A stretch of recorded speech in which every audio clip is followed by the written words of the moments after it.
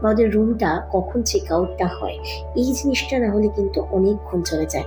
আর সব থেকে বড় প্রবলেমটা আমাদের যেটা হয়েছিল, আমাদের কিন্তু ওই টাইম ছাড়া আর কোনো শিপ সেই দিনের জন্য অ্যাভেলেবিলিটি ছিল না। তো এইটা আমি চাই না এরকম সিচুয়েশন অন্য কেউ পড়ুক।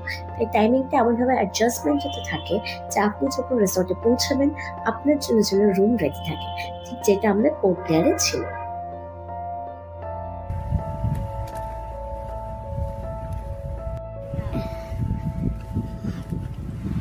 দেখতেই পাচ্ছি ওই যে রিসর্টের নিজস্ব বিচ